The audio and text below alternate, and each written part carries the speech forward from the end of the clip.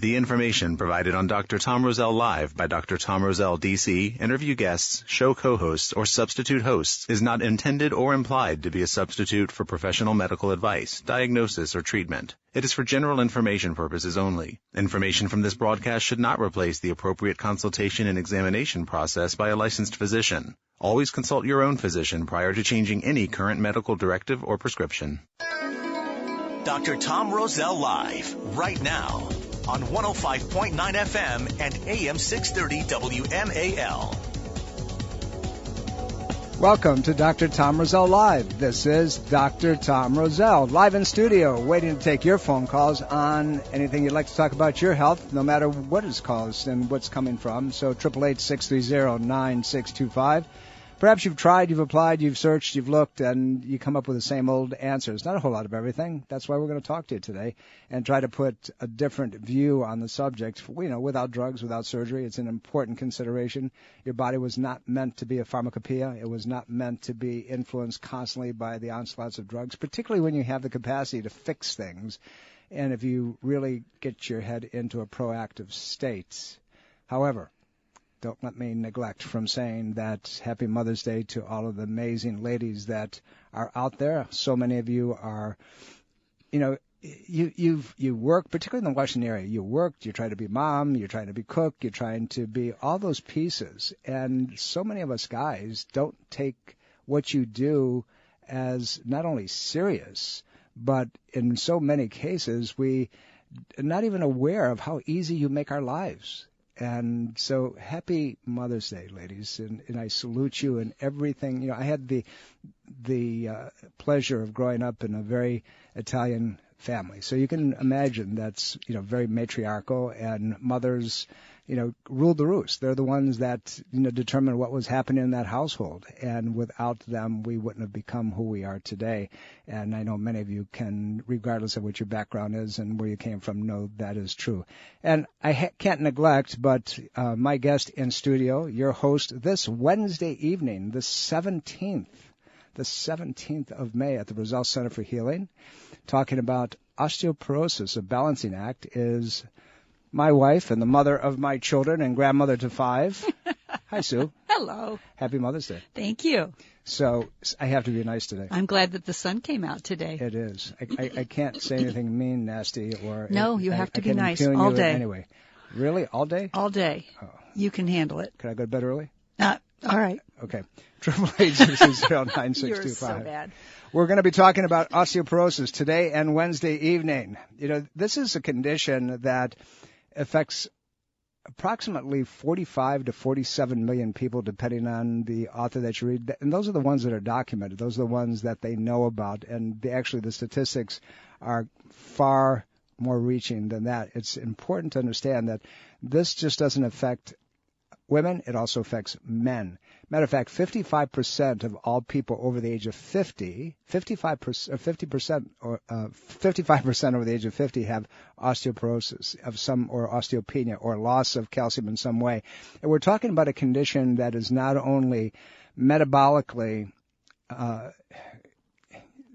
life-shortening, one that will cause you pain, one that decreases your capacity to do many things, a process that will cause other situations to occur over a period of many years.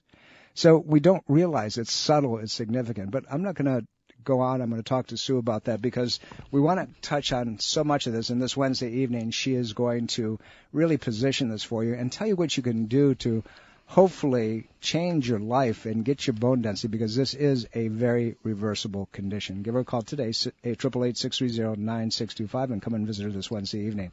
Sue, let's talk about it. Okay. Okay, why is osteoporosis such a deforming situation, a deforming condition, more so here than virtually most other places in the world? In the United States and westernized cultures, in Canada, United States, it's like it's on the rampage. Well, let's put it into perspective. Okay, my approach to osteoporosis is, one, it's not a disease.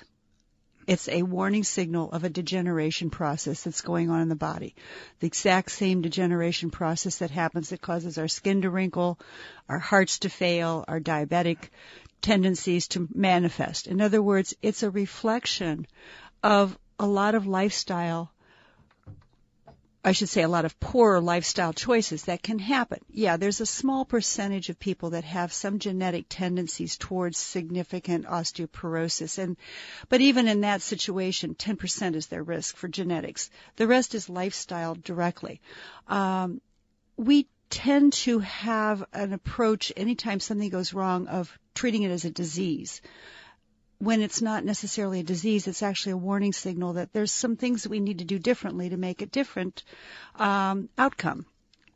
One of the things that we see in the westernized civilizations is a shift in our dietary patterns. All right, we no longer eat fresh fruits and vegetables and lean meats and get fresh air and sunshine and get exercise. We are bombarded constantly with advertisements in even our medical profession that keeps throwing things at us that we have to take all these supplements, we have to do these medications, or surely we will crumple and die by the time we're 70 and end up in a nursing home. And the reality of it is that's not true. We are changing the kinds of things that we should be doing to things that we should not be doing, and the end result is we're getting bone changes, just like we get heart changes or we get skin changes. And I think that's one of the things that makes us different in our Western culture than, say, some of the third world countries or some of the countries where they have less of the kind of lifestyles that we carry. For instance, I mean, most people in the 1940s and 50s were not drinking sodas as the primary liquid.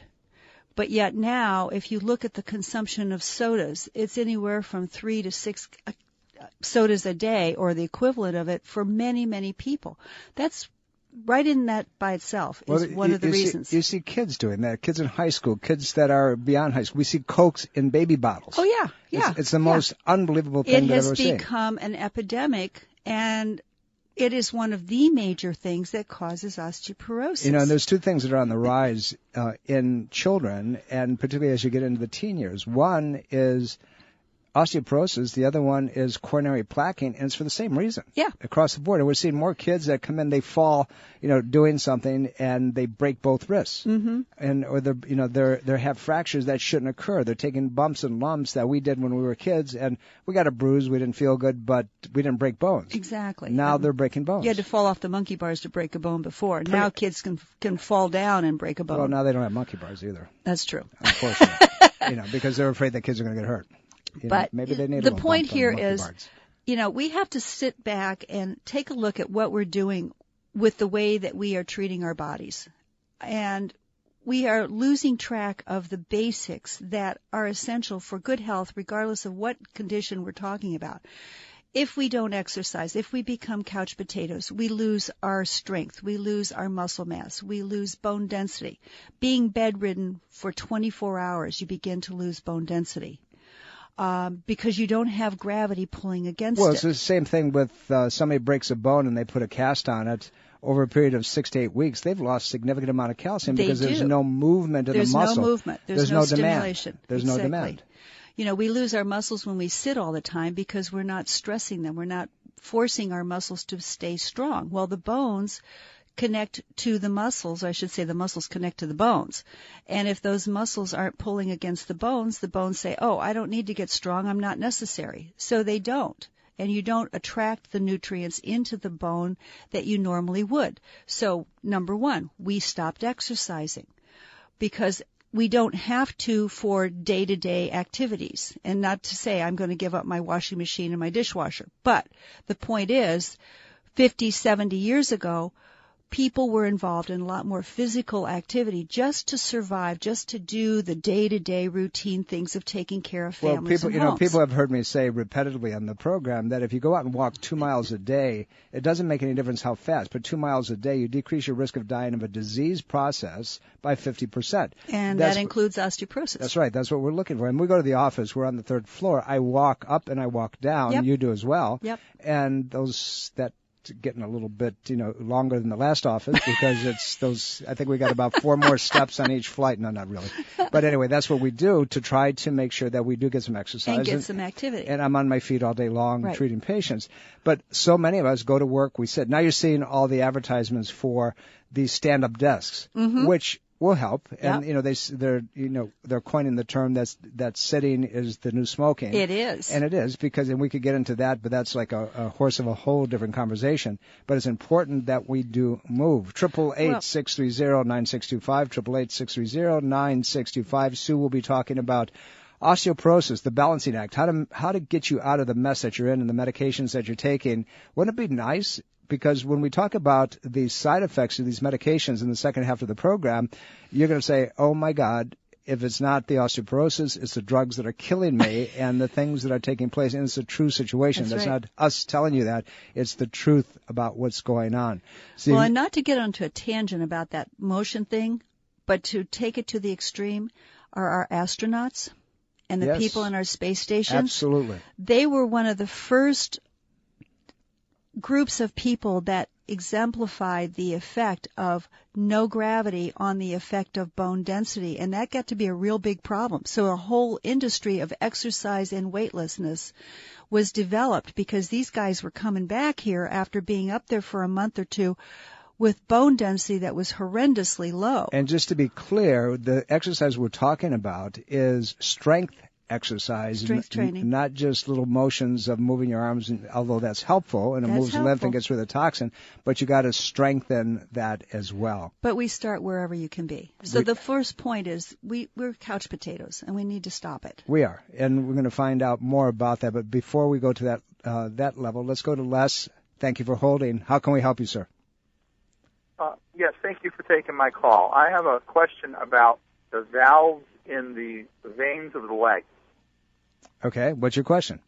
The question is, well, it has to do with a particular case. I had a trauma to the leg at the calf level, and then I had a DVT that went from the ankle all the way to the vena cava. Okay. So in order to eliminate the DVT, they went in behind and up through the veins to clean that out. The question is, in doing so, do they need to destroy the valves that are in the veins?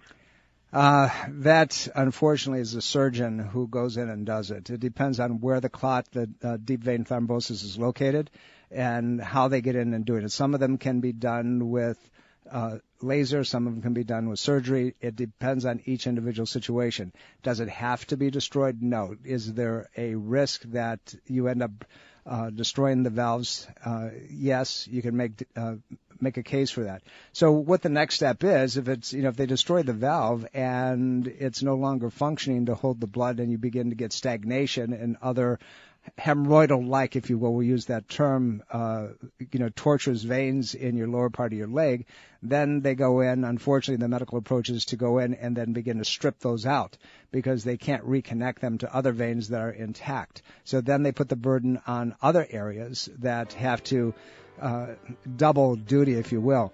Les, so to answer your question, there's things that need to be done. Fatty acids are great. Vitamin E works extremely well, but you need to have somebody that can titrate them or put you on the right doses. You have to watch the dietary patterns. You have to make sure that you have good muscle strength as well around the leg to maintain that integrity because the veins do not have muscle. We're coming up to a break. Sue Roselle is in studio with me. Your host is Wednesday evening. Don't go away.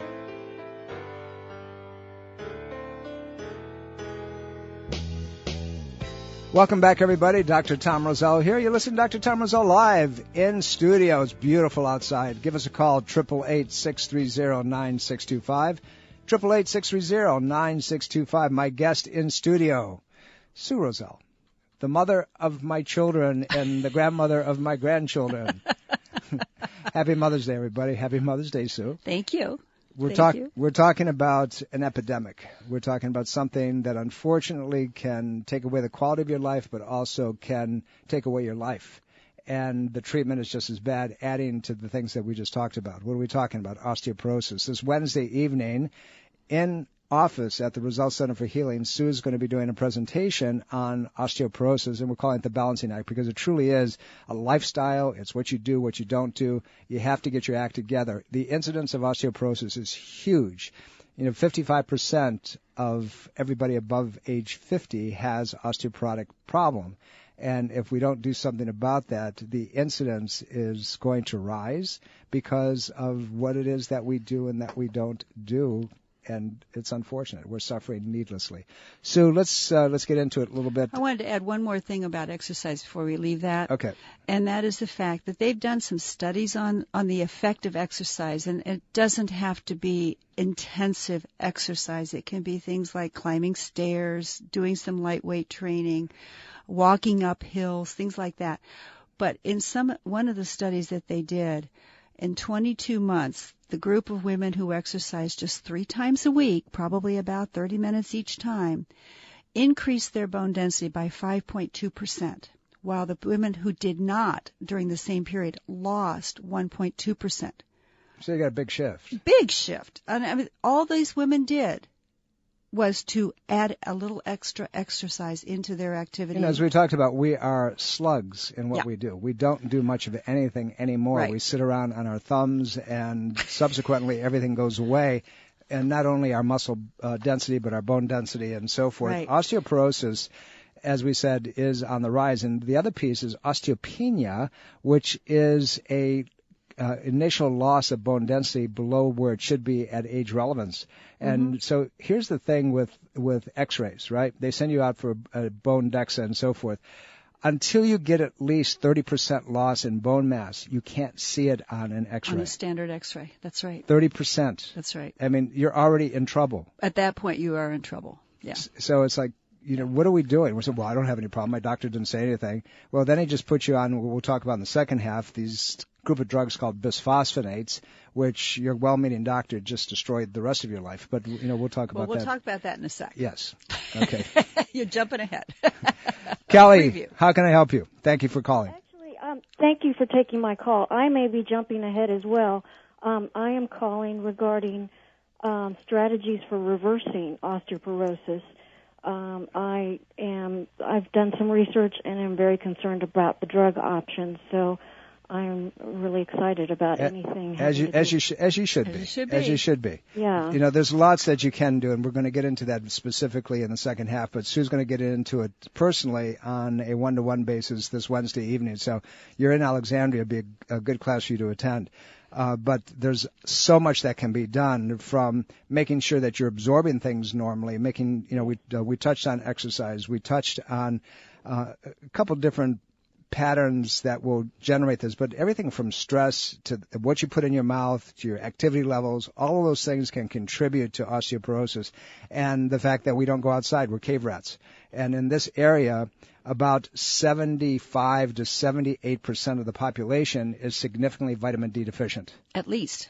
May I ask, I actually have gone to a gastroenterologist asking about how to test whether I'm absorbing calcium and other nutrients properly, and they seem to think I was from Mars. Yeah, they have no clue. Yeah. So there are ways. There is a couple of laboratories that we use that will check your ability, check your status on vitamins and minerals, and that's one aspect we look at. The thing you want to remember, though, and this is what we started the program out with, is the fact that this is a lifestyle situation. So when you change your lifestyle, you can also change the condition of the bone density itself, and that's a lot of what we're going to talk about Wednesday evening, and I'll touch on it a little bit today. Oh, good. Kelly, so the problem is in traditional allopathic arena, they don't know what the functional medicine models are, and they look everything in a compartment. Well, everything's pharmaceutically and everything's pharmaceutically driven. I was down in Chattanooga this weekend talking to a friend of mine who has a very, very large integrative clinic, and we were talking about the things that we share in common. One of these is what we're talking about right now, and the approach. We see so many patients in our practice that walk in just simply in pain, and the pain has to do with not only bone loss, but the loss of calcium within different muscle patterns and organs and fascia and so forth, and the transportation that you need. And it goes back to the intestinal system, the inability to transport, to absorb. It comes back to the neurological irritations that exist within the spinal system. And if those things aren't working cohesively, then no matter what you put in the system, it's not going to be a benefit. But stay tuned, Kelly. We're going to get into that a little bit more in the second half of the program. And, please join us Wednesday evening. I'm sure that you're going to learn quite a bit about how to fix this thing for yourself because, in our point of view, osteoporosis is not something that you have to live with, unless in a very few rare situations it's genetically driven. It can be fixed. It can be fixed. It can be fixed. We're coming up to the break, and we have to pay attention to those who bring you Dr. Tom Roselle live. And after we do, we'll be back with more on this subject and anything else you'd like to talk about. Dr. Tom Roselle Live continues now on 105.9 FM and AM 630 WMAL. Welcome back, everybody. Dr. Tom Roselle here. You're listening to Dr. Tom Roselle Live in studio on Mother's Day. Happy Mother's Day, everybody. You guys are the best, meaning the mothers out there. Guys, you take a back seat to this. I mean, gentlemen, if it wasn't for the mothers, we would be nothing. So in office and in my studio and in my house, I have my number one mother. Hi, Sue. Hi. That is not to say that there are other mothers out there, just in case you were wondering. I know. Okay, just, so get that straight. 888-630-9625, 888-630-9625. That's how you call us here this Wednesday evening, the 17th, Wednesday, 7 p.m. at the Roselle Center for Healing. Sue Roselle will be your host, your presenter. She's going to be talking about osteoporosis, a balancing act. And this is a condition that is epidemic in this country and worldwide it's growing. But guess who has the greatest incidence of osteoporosis? The good old U.S. of A. We are falling apart. Our bones are breaking down. So there was an interesting article, and this is one that you and I go back and forth on quite a bit. And I know this is kind of a slingshot, but I'm going to put it out there anyway. Of course. Of course. I wouldn't do it otherwise, would I? So there was a study that came out and was published in the Journal of Clinical Nutrition. And it goes back a while, the American Journal of Clinical Nutrition, and it said that vegetarians, compared with age and sex-matched omnivores, were less likely to develop osteoporosis. And that's a battle that you and I have kind of played with on the line back and forth over the years. Okay, well, again, as I point out, you have to look at all the different factors. Don't let the statistics modulate your thought process. Vegetarian people do not eat as much inflammatory foods by not having the animal products. That is true. However, their protein levels can be low. If you're just looking at the density of the bone, the actual mineral number that's in each bone cell versus the microarchitecture or the actual bone cell itself, you might see some differences in that situation because the proteins in vegetarian people often are very low. It also makes a difference of whether you're talking vegan or ovo-lacto or pescatarian people. All right, pescatarians are fish and vegetable only, no animal meats other than fish. Those people are very healthy, and I have to agree with you. Those people could actually show the best of all of the situations. Vegans, because the protein levels are very low and it's dependent on very good digestive tract to be able to absorb the nutrients and the minerals, and the fact that so many of their protein sources also block the ability to absorb minerals, they may not show such a good level. All right, so again, you got to look at some other things. Vegetarian people often, if they're good vegetarians, often follow a better lifestyle. You don't see them guzzling sodas. You don't see them not exercising. They're often very healthy in other aspects. So that also plays a role. So you got to make sure that you're not just looking at one thing. From my perspective, it doesn't mean you're going to have bone density issues if you eat meat and poultry, unless you are also a high soda drinker and you never eat vegetables and you don't do any lifestyle activities to improve it, like reduce your stress and get some exercise. Well, isn't ketchup and a pickle, isn't that vegetable? According to the schools, yes. Yes. Well, I'm hoping that may have changed. That we're going back many years ago when I found that out from the Fairfax County school system, that was considered a vegetable. I hope that has changed since then. But we're talking about just good old plate full of vegetables. Half the plate should show some kind of a vegetation, preferably of green or dark orange or red. And only a quarter of that plate should have a protein of some sort and some other form of starch, or maybe just 3/4 of vegetables and 1/4 of the animal protein. But the point here is, when you look at a group as a whole, you have to look at all the different factors that play a role in bone density. It's not just the minerals like calcium and magnesium and zinc and boron and strontium and all the other trace minerals that go into making good bone minerals. You also have to look at the cells that hold those minerals.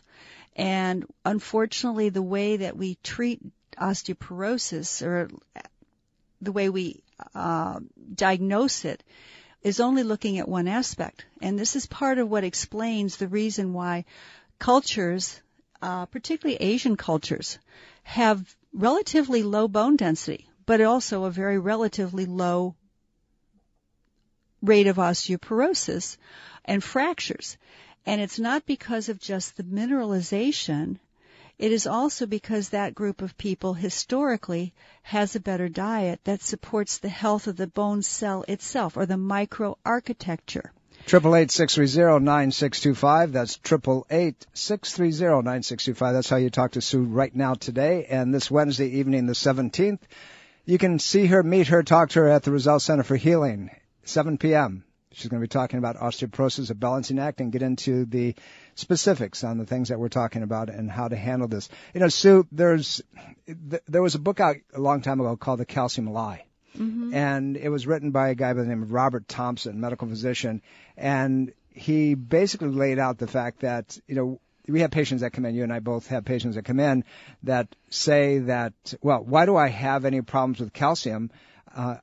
I drink a lot of milk. I eat a lot of cheese. I do, you know, all this stuff, right?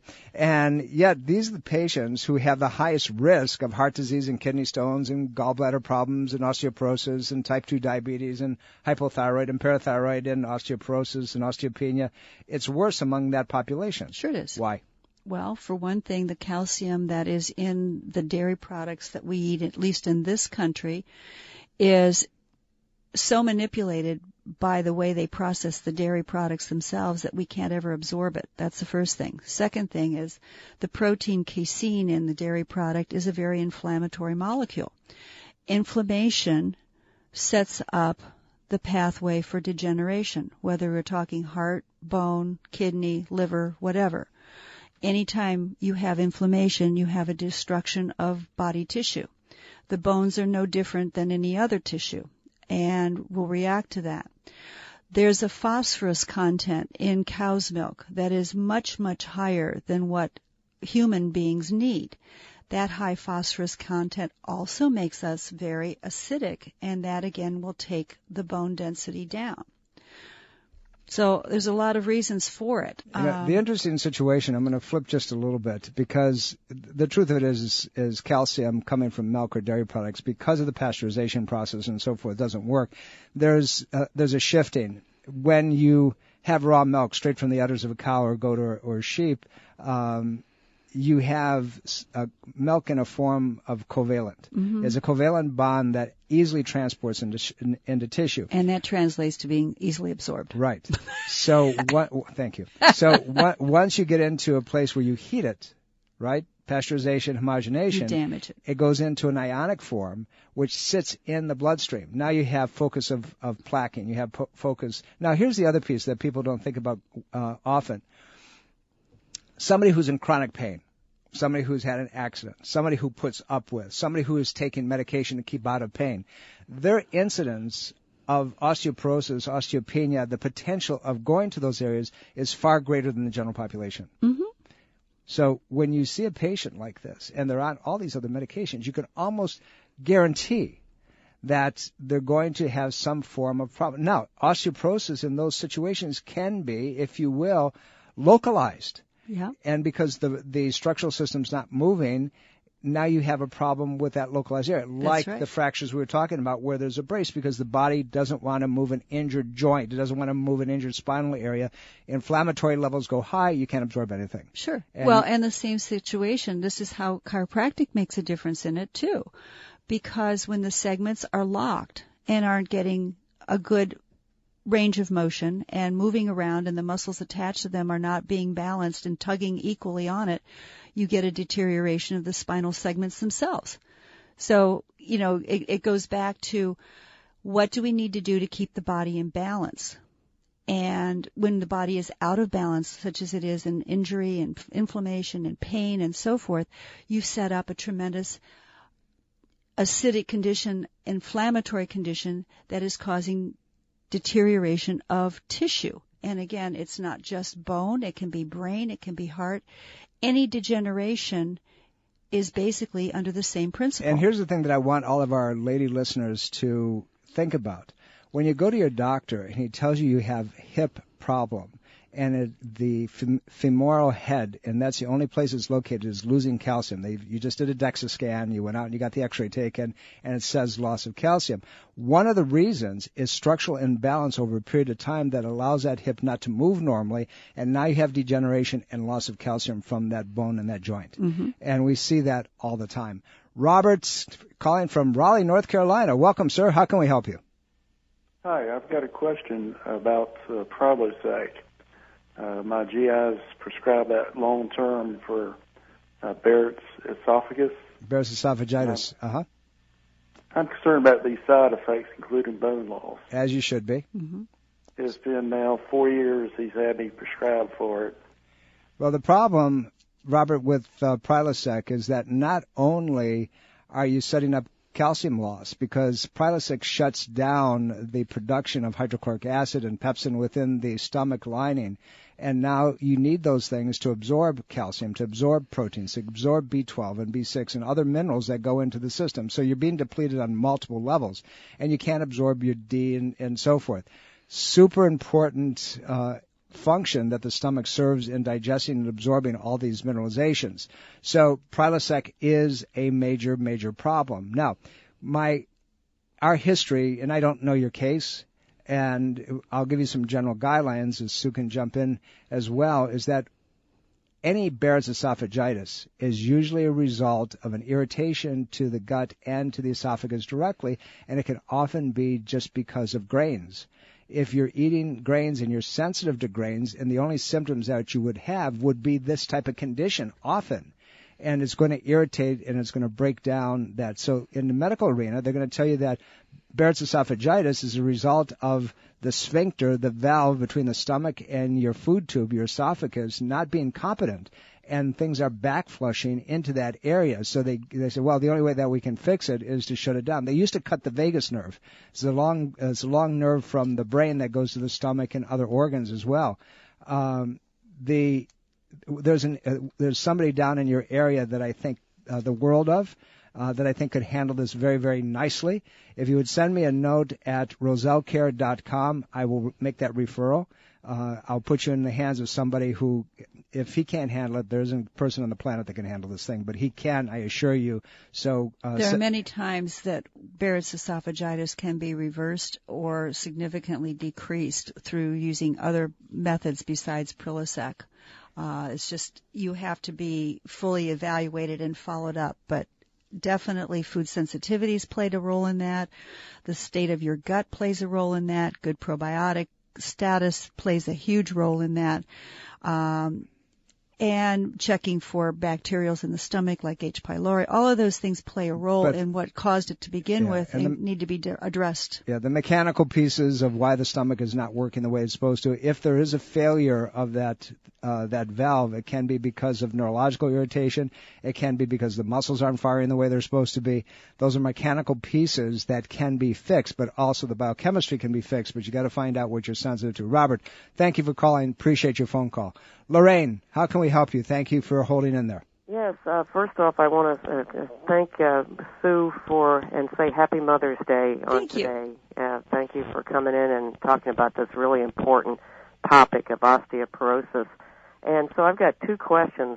Basically, I know there are two good products out there, or at least I've heard they're good products. One is Osteopan, which I know the Roselle Center offers, which has a combination of calcium and magnesium for the magnesium properly absorbs the calcium so it won't be sucked from the bones and cause an osteoporosis situation.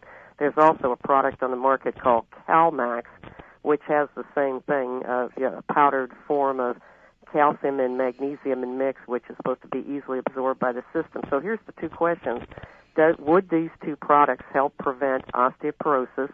And secondly, wouldn't it be better for both men and women to take these two products? Because, both could get osteoporosis. All right, let us handle the question. We're coming up to a break. We've got about a minute and a half, and we'll try to give you as much detail. The short answer is depends on the person. Go ahead, Sue. And also, calcium is only one small part of osteoporosis prevention. Yes, men need to be aware of it too, because 1 in 5 to 6 men have osteoporosis. 1 in 3 women have it. But the point here is men have to be a little careful how much calcium they take, because it can be a very negative thing for prostate health and intestinal health. So we got to be careful how much calcium. Well, and cardiac health, and that goes along with how it's metabolized. But as far as being an irritant to the tissues for the colon and the prostate in men, we have to be a little cautious how much we give. Women, on the other hand, frequently are not calcium deficient when they have osteoporosis. They're magnesium deficient. They're not transporting is what's going on. It's not being pulled in, and the vitamin D on top of that. And they're not getting the messages from the body of what to do with the calcium that is pulled in. So, yes, those two products are optional. Good options to do, certainly better than a lot of the other things that are available, but it's a small part of the program. You have to look at the entire metabolic makeup, Lorraine, of the person, what's going on with them. I'm not a fan of taking things like calcium or high levels of minerals at any level just proactively, because you can get yourself into trouble if you don't understand the pathways. And there's ways to check that. We're coming up to a break. Don't go away. 105.9 FM and AM 630 WMAL.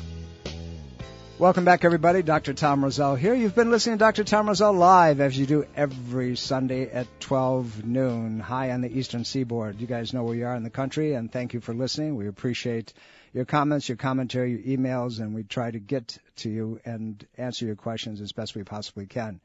This Wednesday evening, the 17th of May, in office at the Roselle Center for Healing in Fairfax, right off the National Capital Beltway, about a third of a mile, but maybe a smidgen more.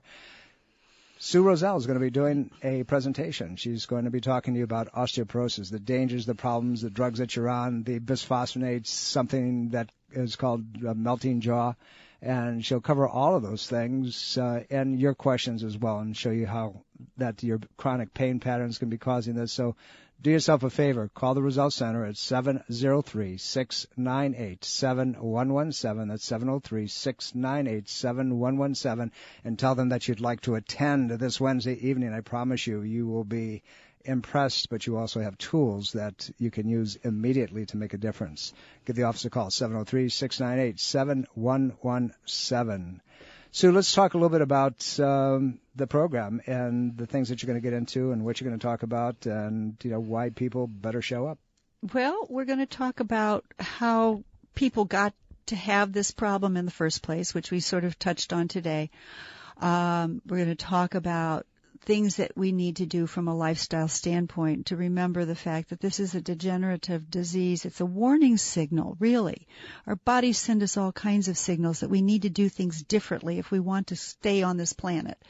This is just one of the other warning signals, and we're going to talk about how that reflects in other health aspects, heart health, kidney health, that sort of thing. We're also going to talk about some of the lifestyle changes, specifically dietary patterns that we should try to follow, exercise patterns, stress management, huge thing, stress management. And everybody needs it. There's a couple of little breathing techniques that we'll talk about that we can use to help just calm things down a tad. We're going to also talk about nutrient support. The last caller asked about some calcium forms that we use and that are available. And yes, that is a very important aspect of care for osteoporosis, but it is not the only thing. We also want to talk about other nutrients that are involved in this and the reason why some of the patterns that are being told them by the medical field are not always the healthiest things to do. And I'm not even talking about the medications. I'm talking about the nutrient support. What differences we need to do for men versus women, because men have to be concerned about this too. They've got the same bad lifestyles that women do. It's just their hormones are not playing as big a role in it. It's showing up more and more. Well, hormones to a point with men today going to the same parallel, Sue, that more guys are developing prostate cancers, women developing breast cancers, and guys are, years ago was unheard of. And, we've said that some authors, between 3 and 5% of all breast cancers are male now. Mm-hmm. And it's because of the hormone imbalances and the absorptions from the environment. But and it's an opposite. Estrogens. In women, it's a lowered estrogen. In men, it's a lowered testosterone. Correct. And in both, it's a lowered progesterone. Correct. But the estrogenic effect environmentally is suppressing and lowering the testosterone. Exactly. And that creates an inflammation that's deteriorating the bones for men. We don't have the same bodies. We're very different. But the same outcome of bad lifestyle choices and imbalances in the body can give us the same situation. This is truly one of those situations that's based on our fundamental philosophy of the triad of health. Right. Injury patterns and biochemical imbalances from a lot of things, electrical field problems, emotional patterns. It's lifestyle. Yeah. It's what happens in life. This Wednesday evening, the 17th, Sue Roselle on osteoporosis. It's a balancing act. Love to have you as a guest. Love to see you there. We're coming up to that end of the program. Wish we had more time. We love you all. Happy Mother's Day. Happy Mother's Day. Bye. Bye. Are you dental phobic? Do you neglect your dental health because of fear and anxiety? A beautiful smile begins with exceptional dental care, and you can trust in the expertise of Soft Touch Dental Care and Dr. Michael Chung. Soft Touch Dental Care is unlike any dentist office you'll ever experience. Their warm and welcoming environment is designed to soothe fears and anxiety the moment you arrive, and they're especially pleased to pamper their honored guest patients. Dr. Michael Chung is a professional and leading expert in all areas of comprehensive dentistry, including cosmetic, sedation, neuromuscular, TMJ, and implant dentistry. Offering state-of-the-art technology, Dr. Chung can give you the smile of your dreams. Arrange for a complimentary consultation today with Dr. Michael Chung and experience the expertise that makes Dr. Michael Chung so unique. Call 703-319-6990. That's 703-319-6990. Or visit bestinsmile.com. That's bestinsmile.com. Breast cancer is a major health risk to all women. It can silently grow uninterrupted for years. The Roselle Center for Healing reminds all women to conduct monthly and annual breast exams and consider a thermography scan from the thermography centers as an adjunct to your routine breast exams. Thermographic imaging can detect abnormalities years before a mammogram, and it's safe and non-invasive. For more information, visit thermographycenters.com.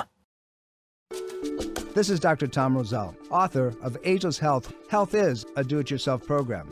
My book, now also available in audio version, is a step-by-step program of how to take control of your health and wellness without drugs or needless surgery. You have the capacity to change your health and level of well-being. Take control of your health today and order Health is a do-it-yourself program.